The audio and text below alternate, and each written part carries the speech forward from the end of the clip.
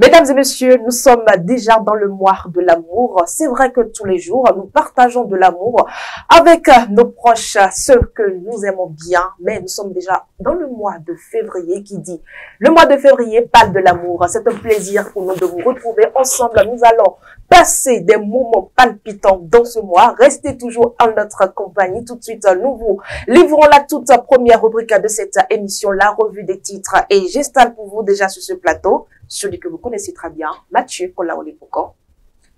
Mathieu Kolaolebouko, bonjour. Bonjour, vous avez un regard amoureux ce matin. Amoureusement votre, hein. Tout mesdames et messieurs, bonjour, bienvenue à toutes et à tous. Et nous allons passer à la une, bien évidemment, des différentes parutions de ce jour. Nous démarrons par l'informateur qui met en manchette mariage, union progressiste et parti du renouveau démocratique. L'heure des clarifications, un autre journal a retrouvé le Filao qui met devoir de mémoire, 8 février 2024, le président Patrice Talon était face aux hommes des médias un an après. Donc, je fais un sale boulot, le sale job, je le fais, mais je sais que l'histoire reconnaîtra que je l'ai fait pour l'intérêt commun. Matin libre contre l'exclusion et pour les libertés. Rumbedi, pourquoi maintenant s'interroge Matin libre, le matinal. Réaction sur l'actualité nationale. Adrien Rumbedi confirme son inconstance politique, l'homme visiblement rattrapé par ses vieux démons. Le grand jury. Échange de vœux à l'Union progressiste, le renouveau et la commune d'Abomey-Calavi. Enfin, la division à l'Intel est allée au grand jour. Les députés Tokmanou, tête de liste UPR et Fonton carrément écarté. Nassiara, déclaration controversée de Adrien Rumbedi, un parcours politique marqué par l'opportunisme et l'instabilité. Info Matin, propos sur la situation des exilés et prisonniers politiques. Adrien Rumbedi veut s'attirer la foudre de Patrice Talon, PRD et l'UPR. Bientôt, le clash s'interroge. Info Matin. Et puis le potentiel, criette, exilé et tension politique.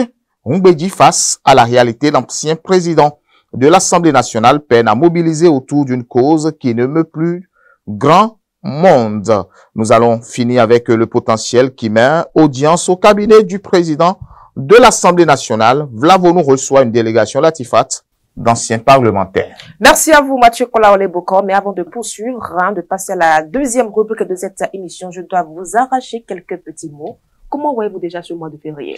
Très bon mois, ça promet, parce que vous savez, autour de moi, personnellement, je ne rencontre que du sourire. D'ailleurs, c'est ce qui me rassure. Et ce mois, j'ai eu quelques coups de fil qui m'ont permis de dire, ben écoutez, on espère encore beaucoup plus pour ce mois. Et je voudrais bien évidemment rappeler à tous les amis internautes que parfois c'est difficile, mais il faut y croire, il faut sourire à la vie. Il faut comprendre que l'amour est au-dessus de tout et c'est l'amour qui fait tout. Voilà, c'est par là qu'on devrait commencer, mesdames et messieurs. Tout de suite, la deuxième rubrique de votre émission, la présentation de l'actualité de ce matin contre l'exclusion et pour les libertés. Rumbedi, pourquoi maintenant? Oui, ma conviction forte, c'est que les prisonniers politiques, je rappelle bien évidemment les propos de Rumbedi, il faut les sortir. Ma conviction forte, c'est que ceux qui sont en exil, il faut qu'ils reviennent. C'est comme ça que nous avions fait la conférence nationale. J'en appelle de mes vœux à ce que nous retrouvions sous l'arbre à palabres, que nous mettions tout sur table et que nous discutions de ce qui nous oppose les uns aux autres, que nous trouvions les solutions qui permettent à tous les enfants du Bénin de rester ensemble pour construire le Bénin. Voilà mon rêve et voilà le rêve du PRD. À laisser entendre Rumbedi. Ses propos sont de maître Adrien Rumbedi. Il les a prononcés samedi 1er février dernier à la faveur d'une cérémonie de présentation de vœux avec les caciques de l'Esparti Renouveau démocratique. Depuis, la polémique enfle. Pourquoi? C'est maintenant, après plus de 8 ans passés à soutenir le régime de la rupture, qu'il appelle à la libération des prisonniers politiques et au retour des exilés Latifat. Est seulement aujourd'hui qui s'est réveillé de son sommeil et constate qu'il y a des prisonniers politiques au Bénin, qu'il y a des exilés et que l'exclusion est la cause des affaires de tentatives de coup d'État. Depuis les élections de 2019, Adrien Rumbedi s'est gardé d'exprimer sa conviction forte après avoir appelé à l'élection du duo Talon Talata en 2021. Il n'a pas vu les arrestations d'opposants qui ont suivi, même quand Joël Aïvo, dont il était proche, à un moment donné, a été condamné à 10 ans de prison. Adrien Humbedi n'a pas levé le petit doigt. Alors pourquoi veut-il maintenant s'ériger en défenseur de la démocratie, des libertés et de l'état de droit en reprenant mot pour mot les doléances de l'opposition? C'est trop beau pour être vrai à première vue. Cela cache un différend personnel avec le chef de l'État. Adrien Humbedi serait tellement remonté contre Patrice Talon qu'il envisage même de sortir de l'Union progressiste, le renouveau avec perte et fracasse. Sa sortie médiatique, Latifat, du week-end écoulé n'est pas donc un soutien à l'opposition, comme il veut le faire croire, encore moins une conviction, mais une manière de montrer à qui de droit qu'il n'est pas du tout content par rapport à un dossier précis qu'il oppose personnellement au chef de l'État, a rappelé Matin Libre et a écrit Matin Libre ce matin.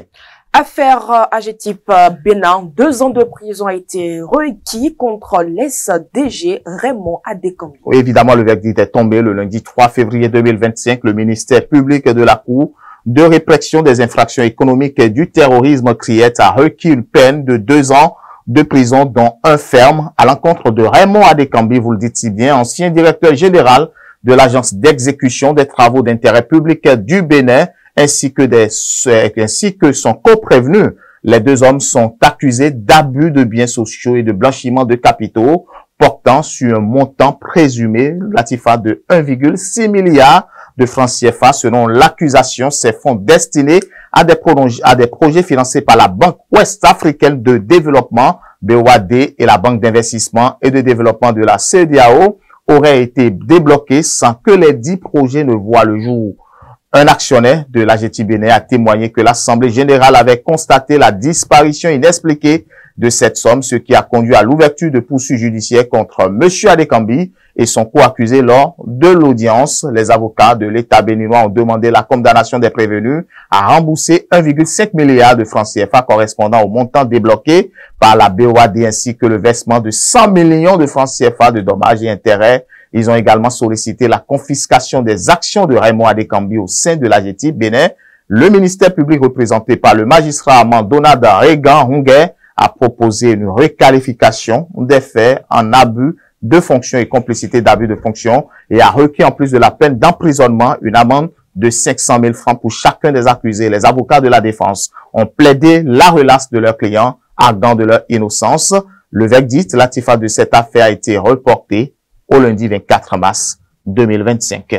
Hors de nos frontières, nous parlons du conflit dans l'est de la RDC. Le Kenya annonce un sommet conjoint de l'EAC et de la SADC samedi en Tanzanie. Oui, dans un communiqué rendu public ce lundi 3 février, le Kenya, qui assure actuellement la présidence de la communauté des États d'Afrique de l'Est, a annoncé la tenue d'un sommet conjoint avec la communauté de développement de l'Afrique australe vendredi 7 et samedi 8 février à Dar es Salaam en Tanzanie. Il précise aussi que les présidents rwandais et congolais Paul Kagame et Félix Tshisekedi y prendront part. Les choses n'ont pas tardé à se concrétiser après l'offensive du M23 appuyée par le Rwanda sur Goma, la capitale du Nord Kivu, la semaine dernière, et de récents combats au sud Kivu, dans l'est de la RDC. Dans un communiqué rendu public ce lundi 3 février, le président kenyan William Ruto, qui est également le président en exercice de la communauté des États d'Afrique de l'Est, a annoncé la tenue d'un sommet conjoint avec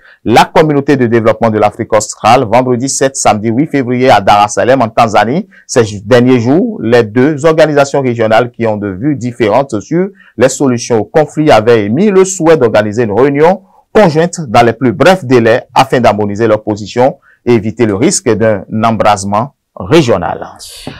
En sport, nous parlons du basketball U15.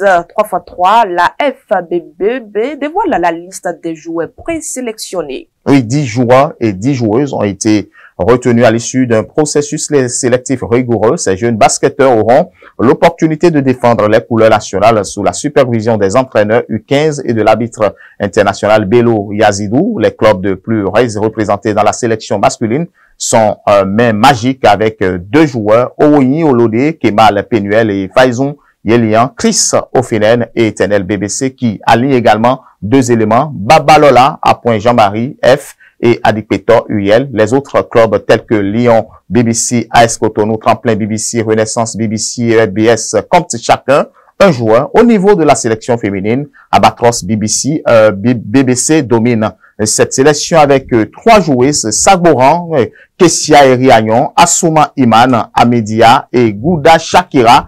Tabas BBC et UAC BBC suivent avec 2 joueuses chacun. Les clubs Wiza BBC, Tiger BBC et Young Star comptent chacun une représentante. Merci à vous, Mathieu Kolalé Boko. Mesdames et messieurs, on vous retrouve dans la suite, tout de suite.